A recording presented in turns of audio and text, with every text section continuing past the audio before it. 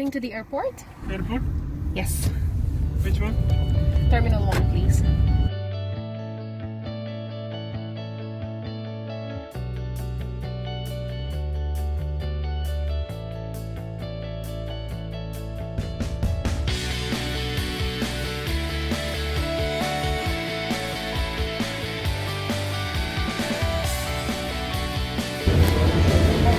I'm now waiting for boarding, guys. Please like the video, subscribe, click on the bell button to get notified. Hello everyone, this is ChiKaTita and welcome to my channel. Today I am here to do an informative vlog that can be helpful sa mga fellow OFWs who are planning to do their vacation in the Philippines during this pandemic. Kasi ang dami talaga nagtatanong nung nalaman nila na nagbakasyon ako. So, just a disclaimer, this is all about my experience that may or may not be applicable to all of you. So, this is more applicable to our fellow OFWs na nakatira sa UAE. Also, please take note of the time that I have made my travel because policy keeps on changing from time to time. That's very, very crucial for all of you guys. And if you are an OFW from other country aside from UAE, I may not be the best person to deal with your questions. So let's get started. First thing that I have prepared is the QR code from Red Cross. Again, QR code from Red Cross. Napakahalaga nito, hindi nyo pwedeng skip. And I definitely advise na bago kayo lumipad papuntang Philippines, na-secure nyo na yung code na yun. Wala naman expiration yun nakalagay. Let's say, safe na yung 2 weeks before ng flight mo, secure mo na yung code na yon. So, punta ka lang kay Google, type mo lang yung keyword na Red Cross OFW. Yung unang link na lalabas, yun na yun, wala na iba. So, ECIF something siya, ganon. The last part ng registration mo, dapat may makuha ka na QR code. May magsasenda ng notification sa'yo via email. Itong QR code na to, kailangan mo to for your swab test. Before we continue, let me just discuss to you the difference between paying for your swab test and availing the free ones. Si OWA, automatic may libre yan para sa mga OFWs na katulad ko. Turnaround time ng pag-iintay ng resulta if you are gonna be availing the free swab test through OWA will take about, let's say, 3 to 4 days. Pero yung akin, nakuha ko lang in 28 hours. And I've heard a lot of OFWs during my time, in 28 hours na nakuha na rin nila yung swab test nila. So, yun yung libre. On the other hand, if gusto mong makabilis yung pagkuha ng resulta ng swab test mo, merong option na within 12 hours at pinakamabilis. And magbabayad ka ata ng 4,000. I'm not sure with that. Hindi ko na madidiscuss. So that's another option. Pero magbabayad ka pa for OFWs. And also applicable din yun sa mga nagbakasyon na pauwi sa Pilipinas.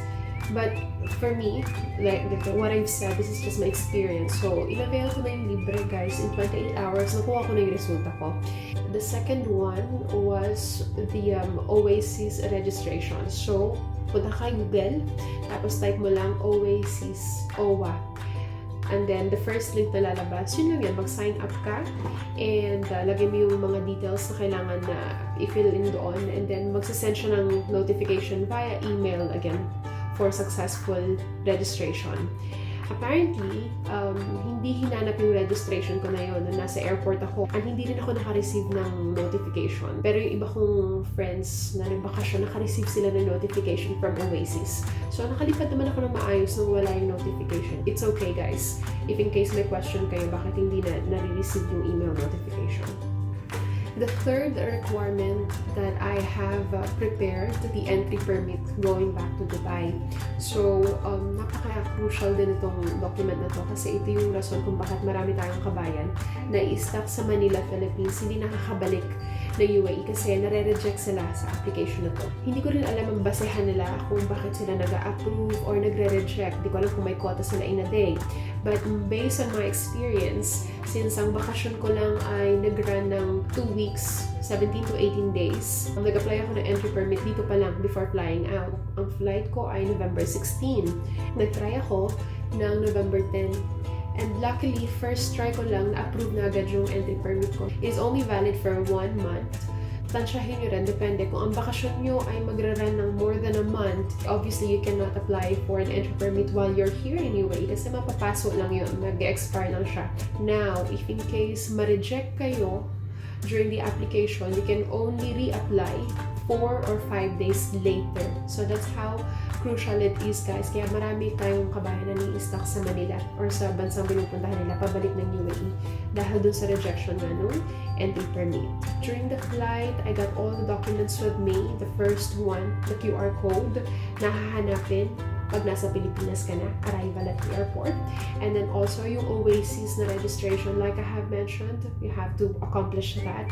The third one that I have prepared based on my vacation period, yung entry permit niya. Kasi within 1 month lang naman yung bakasyon ko. So for those who are asking if I need to do a swab test here in UAE before flying to Philippines, you don't need to. At the moment, wala silang policy na kailangan mong mag-present ng negative PCR at the airport of Dubai or UAE before flying out. Another thing that I wanna mention, ang hotel facilities po ng mga OFWs ay libre, provided din ni OWA. Sila mag-i-schedule niyan sa inyo. Please make sure to have a screenshot of those requirements that I have mentioned a while ago, just to make sure. For OFWs, I almost forgot to say that you also have to prepare for your OEC. So either a new one or exemption lang yan. Alam niyo na kung paano kumuha ng OEC, hindi ko na-explain. Departure process from UAE or from DXB airport, it's totally the same as it is, guys. Just make sure that you have your mask on all throughout the departure process until boarding, even inside of the plane, and also the face shield. Baka may tanong din kayo, paano yung mga Marhaba Lounge members? I'm sorry to say, close ang mga lounges na yan at the airport. Super tahimik na pala ng airport these days, and hindi ganun karami mga establishments na open or merchants na open sa loob ng airport. Now, let's talk about the arrival in the Philippines. So, guys, ang tip ko lang po, OFWs, magbaon tayo, napaka-daming pasensya pagdating natin sa Philippines kasi may proseso talaga silang sinusundan. Protocol po ng government natin. So, just be patient enough na matapos yung proseso. So, even the planing, as per my experience, nung lumapag yung aeroplano, hindi pa kami nakalabas agad-agad noon. It took us some time then to the plane. Before boarding, the staff of the airline has given us 2 forms. Itong forms na to, pinil out ko siya during the flight. Unang-unang queue, pipilahan nyo, as per my experience, yung form na yun, kinolek nila. Health declaration form yun, guys. The next queue is yung swab test na, if I'm not mistaken. Ngayon, sa swab test, dito na papasok yung QR code nyo. Napicturean ko nga pala yung process ng swab test at the airport upon arrival in the Philippines. So makikita nyo dyan yung QR code na na-secure nyo from the beginning. I-convert nila yan into barcode. So yun yung susunod na pipilahan nyo, guys. May mga counter sa airport. Ang mga naka-assign din mga coast guards natin. And then after nung ma-convert yung QR code mo into barcode, didikitan din ng barcode yung likod ng passport mo. Yun ang ipe-present mo for your swab test. During the swab test at the airport, I experienced saliva testing and nasal swab test, guys. So dalawa yun. Una muna si saliva. Duduputin yung mouth mo. Hindi ko na-explain yung procedure. And then, right after that, si nasal naman. Yung talagang susundutin talaga yung ilong nyo na maluluha na lang kayo at hindi nyo alam kung bakit. And then, after ng swab test, diretso na kay immigration. You collect your baggage if you have. Then, katabi lang din yung baggage na yun, as per my experience, si OWA counter. Ang ginagawa ni OWA counter doon, sila yung magbibigay ng hotel assignment mo. May pakain din sila kasi alam nilang pagod ka. So, binigyan kami ng free food and then yung hotel slip mo, yun yung hotel assignment mo. Hotel assignment, again, libre lang po ito, provided ni OWA. And then, after makuha yung hotel assignment mo, pwede ka nang lumabas ng airport, nandoon sa labas, naghihintay yung hotel shuttle na magdadala sa inyo. And then, after nun, mag-check-in ka na. Before we even check-in, merong mga briefing na naganap na very, very light lang naman. So, for me, in 28 hours lang, nakuha ko agad yung resulta. Hindi ako nag-antay na matagal, guys.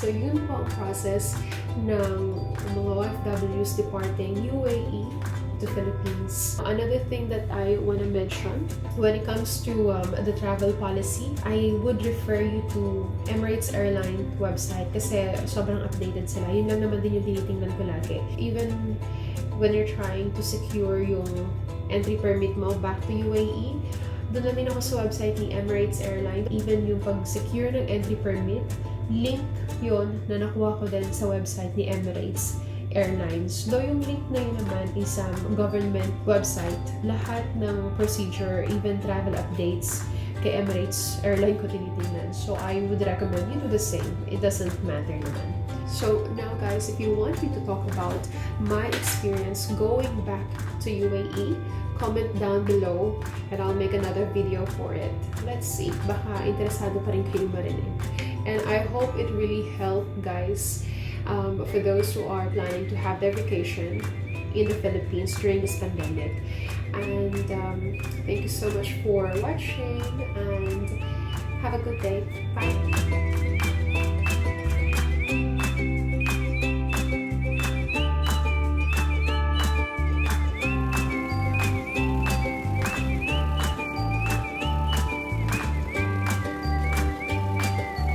Anong meron?